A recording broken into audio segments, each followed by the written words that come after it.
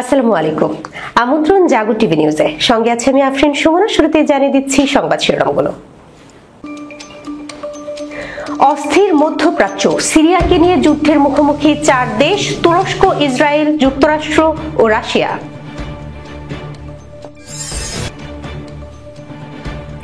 ইয়েমেনে মার্কিন যুদ্ধ বিমান গুলি করে ভূপাতিত, মার্কিন নেতৃত্বাধীন জোটকে জবাব দেওয়ার প্রস্তুতি নিচ্ছে হুথি যোদ্ধারা। সংঘর্ষের ইঙ্গিত, তীব্র থেকে তীব্রতর হচ্ছে বাকযুদ্ধ, ইসরায়েলকে তুরস্কের নতুন হুঁশিয়ারি। ভারত সীমান্তে তুরস্কের তৈরি যুদ্ধ ড্রোন ওড়াচ্ছে বাংলাদেশ।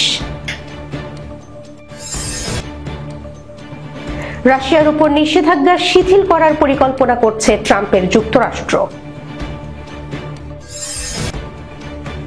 ট্রাম্পকে এবার উচিত শিক্ষা দেওয়ার হুমকি কিমের বোন কিম ইয়ং জং এর। স্থায়ী যুদ্ধবিরতির জন্য অস্ত্র সমর্পণের শর্ত ইসরায়েলের, প্রত্যাখ্যান ফিলিস্তিনি গোষ্ঠীর। দর্শক, এতক্ষণ শিরোনামগুলো শুনছিলেন, এবার জানিয়ে দিচ্ছি বিস্তারিত। সিরিয়া বর্তমানে বিশ্ব রাজনীতিতে উত্তপ্ত কেন্দ্রবিন্দু হয়ে উঠেছে। সিরিয়ায় চলমান সংঘাত ও রাজনৈতিক পট পরিবর্তনে ইসরায়েল ও তুরস্কের সম্পর্ক আরো জটিল হয়ে উঠেছে। সিরিয়ার নতুন ইসলামপন্থী সরকারকে সমর্থন দিচ্ছে তুরস্ক, যা ইসরায়েলের জন্য একটি বড় নিরাপত্তা হুমকি তৈরি করেছে।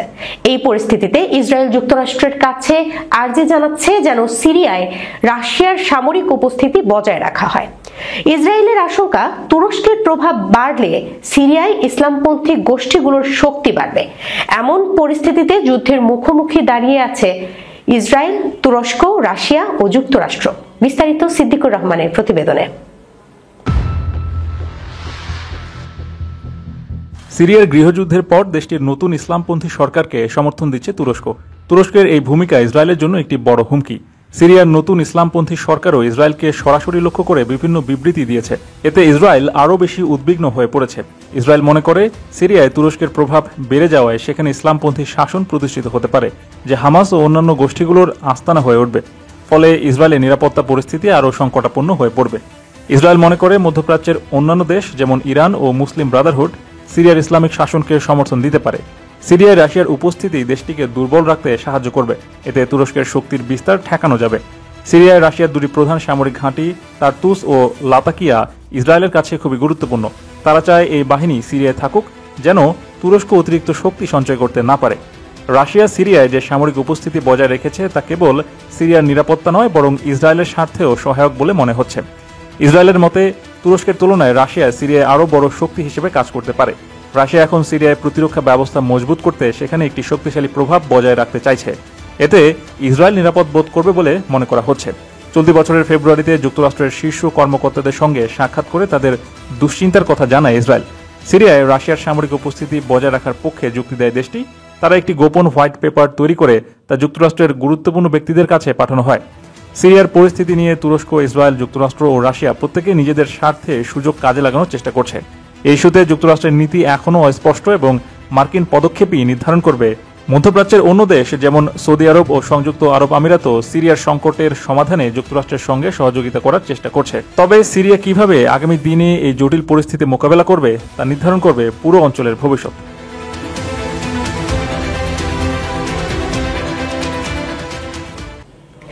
ইয়েমেনে মার্কিন যুদ্ধ বিমান গুলি করে ভূপাতিত, মার্কিন নেতৃত্বাধীন জোটকে জবাব দেওয়ার প্রস্তুতি নিচ্ছে সানা। মঙ্গলবার ইয়েমেনি গণমাধ্যম জানিয়েছে যে ইয়েমেনের হেদেইদাহ প্রদেশের উপকূলে একটি আমেরিকান বিমান গুলি করে ভূপাতিত করা হয়েছে। পার্স টুডে জানিয়েছে এই খবরে আরো বিস্তারিত এখনো প্রকাশ করা হয়নি, কিন্তু কিছুদিন আগেই ওয়াশিংটন ঘোষণা করেছিল যে হুথিরা গত 19 ফেব্রুয়ারি প্রথমবারের মতো ভূমি থেকে আকাশে নিক্ষেপযোগ্য ক্ষেপণাস্ত্র দিয়ে আমেরিকার যুদ্ধ বিমানগুলোকে লক্ষ্যবস্তু করেছিল। ওয়াশিংটন হুথিদের SAM ক্ষেপণাস্ত্র ব্যবহারকে এই অঞ্চলে মার্কিন যুক্তরাষ্ট্রের সাথে ইয়েমেনি সংঘর্ষের ইতিহাসে একটি গুরুত্বপূর্ণ মোড় বলে মনে করে। ওয়াশিংটনের মতে এটি হুথিদের সামরিক সক্ষমতার উল্লেখযোগ্য অগ্রগতি প্রদর্শন করে এবং এইভাবে হুথিরা আঞ্চলিক এবং আন্তর্জাতিক প্রতিটি শক্তির কাছে জোরালো বার্তা পাঠানোর চেষ্টা করছে এবং জোর দিয়ে বলছে যে তারা কেবল একটি স্থানীয় বিপ্লবী আন্দোলন নয়, বরং একটি আঞ্চলিক শক্তি যার প্রতিরোধ এবং সংঘাত দুই ক্ষমতায় রয়েছে।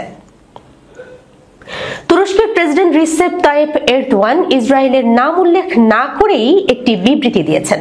তিনি সিরিয়ায় হস্তক্ষেপের বিরুদ্ধে সতর্ক করে বলেছেন, আঙ্কারা দেশটিকে বিভক্ত হতে দেবে না। দক্ষিণ পশ্চিম সিরিয়ায় ইসরায়েলের ব্যাপক আক্রমণের পর দামেস্কের একটি শহরতলিতে আক্রমণের হুমকি দেওয়া হয়েছে, যেখানে সাম্প্রতিক দিনগুলোতে সিরিয়ার নিরাপত্তা বাহিনী এবং সশস্ত্র দ্রুজদের মধ্যে সংঘর্ষ হয়েছে। এরদোয়ান বলেছেন, সিরিয়ায় অস্থিতিশীলতা থেকে সুবিধা নিতে চাওয়া ব্যক্তিরা সফল হবে না। আমরা তাদের কল্পনা অনুসারে সিরিয়াকে বিভক্ত করতে দেব না। ইসরায়েলের বিরুদ্ধে সিরিয়ার সাম্প্রদায়িক উত্তেজনা সৃষ্টির অভিযোগ আনা হয়েছে, যাতে নতুন সিরিয়ার সরকারকে দুর্বল করে হস্তক্ষেপের অজুহাত তৈরি করা যায়।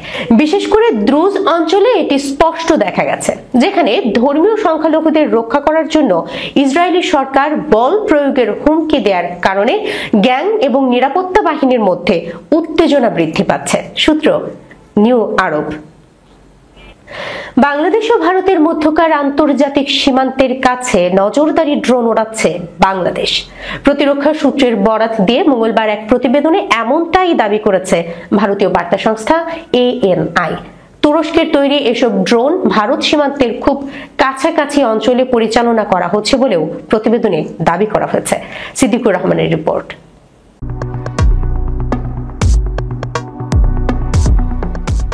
মঙ্গলবার প্রকাশিত ওই প্রতিবেদনে ANI বলছে, বাংলাদেশ তুরস্কের তৈরি TB2 বাইরাক্টার ড্রোনগুলো হাতে পেয়েছে এবং নজরদারি কর্মকাণ্ডের জন্য ভারতীয় সীমান্তের কাছাকাছি সেগুলো পরিচালনা করছে।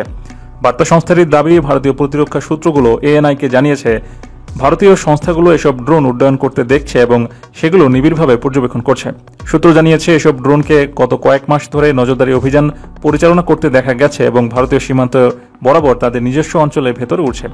ভারত ওই এলাকায় তাদের কার্যকলাপের উপর নিবিড় নজর রাখার জন্য রাডার স্থাপন সহ অন্যান্য সকল ব্যবস্থা নিয়েছে বলেও জানিয়েছে তারা। এমনকি মাঝে মাঝে বাংলাদেশের নিরাপত্তা বাহিনীর TB2 ড্রোনগুলো নজরদারি মিশনে 20 ঘন্টারও বেশি সময় ধরে উঠছে বলেও সূত্রগুলো দাবি করেছে। বাইরাক্টার TB2 ড্রোনগুলো খুবই অত্যাধুনিক এবং এটি তুরস্কের প্রতিরক্ষা শিল্পের সবচেয়ে বড় সাফল্য। মনুষ্যবিহীন এই আকাশযানটি আকাশ থেকে স্থল লক্ষ্যবস্তুতে হামলা চালাতে সক্ষম এবং বিশ্বব্যাপী বিভিন্ন যুদ্ধ এবং সংঘাতে ব্যাপকভাবে ব্যবহৃত হয়েছে। বাইরাক্টার TB2 ড্রোন হচ্ছে এমন এক ধরনের যুদ্ধাস্ত্র যা গোয়েন্দা তথ্য সংগ্রহের পাশাপাশি নজরদারি এবং হামলায়ও অংশ নিতে পারে। এই ড্রোনে একটি অত্যন্ত উন্নত প্রযুক্তির ইলেকট্রো অপটিক্যাল ক্যামেরা আছে, তার সাথে আছে ডাটা লিঙ্ক সিস্টেম এবং 2 থেকে 4টি পর্যন্ত বিস্ফোরক, যা প্রিসিশন গাইডেড অর্থাৎ উড়ে গিয়ে নির্ভুল নিশানায় আঘাত হানতে পারে। এর ফলে এটা দিয়ে আগে থেকে লক্ষ্যবস্তু নির্ধারণ করা যায় এবং তারপর দিক নির্ণয় করে চলতে সক্ষম বোমা দিয়ে তাদের উপর আঘাত হানা যায়।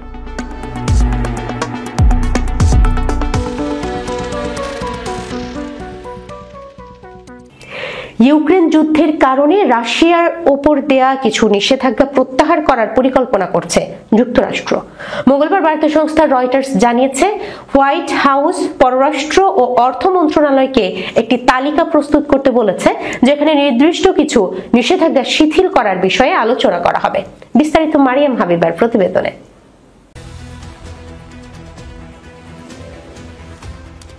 ইউক্রেন যুদ্ধের কারণে রাশিয়ার ওপর দেওয়া কিছু নিষেধাজ্ঞা প্রত্যাহার করার পরিকল্পনা করছে যুক্তরাষ্ট্র। মঙ্গলবার বার্তা সংস্থা রয়টার্স জানিয়েছে, হোয়াইট হাউস পররাষ্ট্র ও অর্থ মন্ত্রণালয়কে একটি তালিকা প্রস্তুত করতে বলেছে, যেখানে নির্দিষ্ট কিছু নিষেধাজ্ঞা শিথিল করার বিষয়ে আলোচনা করা হবে। ট্রাম্প প্রশাসনের সঙ্গে মস্কোর কূটনৈতিক ও অর্থনৈতিক সম্পর্ক উন্নয়নের বিস্তৃত আলোচনার অংশ হিসেবে আগামী দিনগুলোতে এসব বিষয়ে রুশ প্রতিনিধিদের সঙ্গে আলোচনা হবে বলে সূত্রগুলো জানিয়েছে।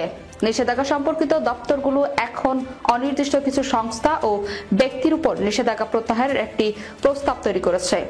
যার মধ্যে কয়েকজন রুশ অলিগার্কও রয়েছেন বলে সূত্রগুলো জানিয়েছে। নিষেধাজ্ঞা নীতির সঙ্গে জড়িত কর্মকর্তারা সাধারণত এমন সম্ভাব্য বিকল্প নথি প্রস্তুত করে থাকেন। তবে সাম্প্রতিক দিনগুলোতে হোয়াইট হাউস তরফ থেকে এই ধরনের একটি নির্দিষ্ট অনুরোধ ট্রাম্প ও তার উপদেষ্টাদের রাশিয়ার উপর নিষেধাজ্ঞা শিথিলের ইচ্ছাকে তুলে ধরে, যা মস্কোর সঙ্গে সম্ভাব্য চুক্তির অংশ হতে পারে। রাশিয়ার বিশ্বের অন্যতম বড় তেল উৎপাদনকারী দেশ। যদি তাদের এই তেল শিল্পের উপর থেকে যুক্তরাষ্ট্র নিষেধাজ্ঞা প্রত্যাহার করে, তাহলে জ্বালানির দাম বাড়া ঠেকানো যাবে। 2022 সালে রাশিয়া ইউক্রেনে হামলা করার পর তৎকালীন প্রেসিডেন্ট জো বাইডেন ও তার প্রশাসন মস্কোর উপর শত শত নিষেধাজ্ঞা আরোপ করেন। কিন্তু ডোনাল্ড ট্রাম্প প্রেসিডেন্ট নির্বাচিত হওয়ার পরই রাশিয়ার সঙ্গে আবারও ভালো সম্পর্ক গড়ার দিকে নজর দেন। প্রেসিডেন্ট হিসেবে শপথ নেওয়ার 1 মাস না যেতেই গত 12 ফেব্রুয়ারি রুশ প্রেসিডেন্ট ভ্লাদিমির পুতিনের সঙ্গে ফোনে কথা বলেন তিনি প্রতিশ্রুতি দেন দ্রুত সময়ে রাশিয়া ইউক্রেন যুদ্ধ বন্ধ করবেন। ট্রাম্পকে সরাসরি হুমকি দিলেন কিমের বোন কিম ইয়ো জং। জানালেন মার্কিন উস্কানিতে জবাব দেওয়া হবে, জানিয়ে শোরগোল বিশ্ব রাজনীতিতে। সম্প্রতি দক্ষিণ কোরিয়ার এয়ারক্রাফট ক্যারিয়ার পাঠিয়েছে আমেরিকা, তাতেই ক্ষোভে ফুঁসছে কিমের দেশ উত্তর কোরিয়া। বিস্তারিত প্রতিবেদনে।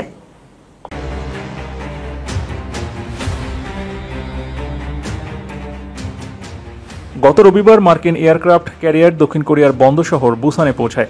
দক্ষিণ কোরিয়ার প্রতি মার্কিন সমর্থন জানাতেই প্রতিশোধের নেশায় মত্ত হয়ে পড়েছে উত্তর কোরিয়া। এ নিয়ে উত্তর কোরিয়ার সর্বোচ্চ নেতা কিম জং উনের বোন কিম ইয়ো জং বলেন, আমেরিকা ক্রমশ যুদ্ধের আশঙ্কা তৈরি করছে, তারা সামনে উস্কানি দিয়ে যাচ্ছে, তা ঠিক নয়। এরকম চলতে থাকলে উত্তর কোরিয়া চুপচাপ বসে থাকবে না, এর জবাব দেওয়া হবে শীঘ্রই।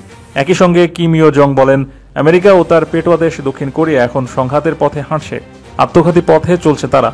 তিনি বলেন, উত্তর কোরিয়া এখন সব বিকল্প খতিয়ে দেখবে, শত্রুদের আর ছাড় দেওয়া হবে না। ট্রাম্পকে উদ্দেশ্য করে কিমের বোন জানান, আমেরিকায় নতুন প্রশাসন আসার পর তারা উত্তর কোরিয়ার বিরুদ্ধে রাজনৈতিক ও সামরিক তৎপরতা বাড়িয়েছে। তার আগের প্রশাসনের বিরুদ্ধাচরণের নীতি নিয়ে চলছে, এর ফল ভালো হবে না। উল্লেখ্য, ট্রাম্পের সঙ্গে কিমের ভালোই সম্পর্ক ছিল। এর আগে ডোনাল্ড ট্রাম্প যখন প্রথমবার প্রেসিডেন্ট হয়েছিলেন, তখন তিনি উত্তর কোরিয়ার শাসক কিম জং উনের সঙ্গে শীর্ষ বৈঠকও করেছিলেন। এবারও ট্রাম্প আশা করছেন কিম জং উনের সঙ্গে দেখা করবেন তিনি। এতে কিম জং উনের মত আছে কিনা তা এখনো জানা যায়নি, তবে বিশ্লেষকরা মনে করছেন ট্রাম্পের সঙ্গে কিমের হারানো সম্পর্ক ফিরে আসতে পারে।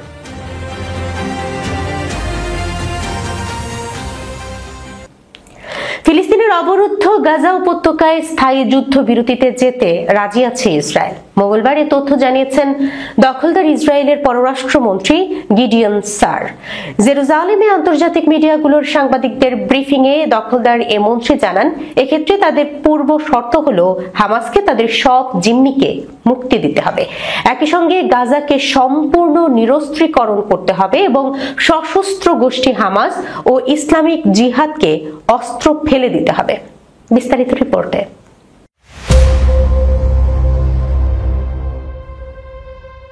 স্থায়ী যুদ্ধবিরতির জন্য ইসরায়েলের প্রস্তাব প্রত্যাখ্যান করেছে হামাস। দলটির জ্যেষ্ঠ নেতা সামি আবু জুহরি জানিয়েছে, অস্ত্র সমর্পণ তাদের ও অন্যান্য সশস্ত্র গোষ্ঠীর জন্য রেড লাইন, তারা এতে কখনো রাজি হবে না।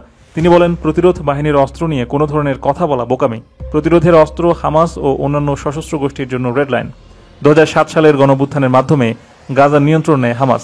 এরপর ওই অঞ্চলটি তারাই শাসন করে আসছে। সঙ্গে শক্তিশালী সেনাবাহিনীও গঠন করতে সমর্থ হয় তারা। 2023 সালের 7 অক্টোবর দখলদার ইসরায়েলের বিভিন্ন অবৈধ বসতি লক্ষ্য করে হামলা চালায় হামাস ও ইসলামিক জিহাদ। ওই সময় ইসরায়েল থেকে 250 জিম্মিকে ধরে নিয়ে আসে তারা। এরপর ওই দিন থেকেই গাজায় নির্বিচার ও বর্বর হামলা চালানো শুরু করে ইসরায়েলি বাহিনী। টানা 15 মাস চলা এসব হামলায় গাজায় প্রায় 50,000 ফিলিস্তিনির মৃত্যু হয়েছে।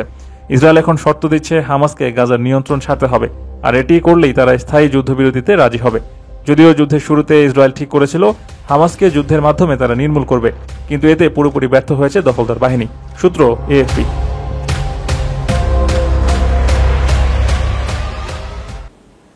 দর্শক, এই ছিল এখনকার মতো জাগো টিভি নিউজে। যাবার আগে সংবাদ শিরোনামগুলো জানিয়ে দিচ্ছি আরো একবার। অস্থির মধ্যপ্রাচ্য, সিরিয়াকে নিয়ে যুদ্ধের মুখোমুখি 4 দেশ, তুরস্ক, ইসরায়েল, যুক্তরাষ্ট্র ও রাশিয়া।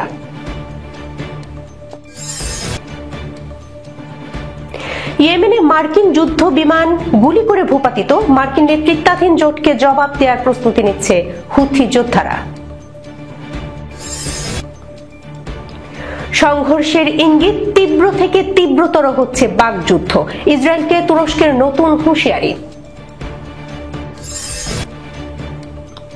ভারত সীমান্তে তুরস্কের তৈরি যুদ্ধ ড্রোন ওড়াচ্ছে বাংলাদেশ। রাশিয়ার উপর নিষেধাজ্ঞা শিথিল করার পরিকল্পনা করছে ট্রাম্পের যুক্তরাষ্ট্র। ট্রাম্পকে এবার উচিত শিক্ষা দেওয়ার হুমকি কিমের বোন কিম ইয়ং জং এর। স্থায়ী যুদ্ধবিরতির জন্য অস্ত্র সমর্পণের শর্ত ইসরায়েলের, প্রত্যাখ্যান ফিলিস্তিনি গোষ্ঠীর। এখনকার মতো এই পর্যন্তই। এতক্ষণ সঙ্গে থাকার জন্য ধন্যবাদ সবাইকে। আল্লাহ হাফেজ।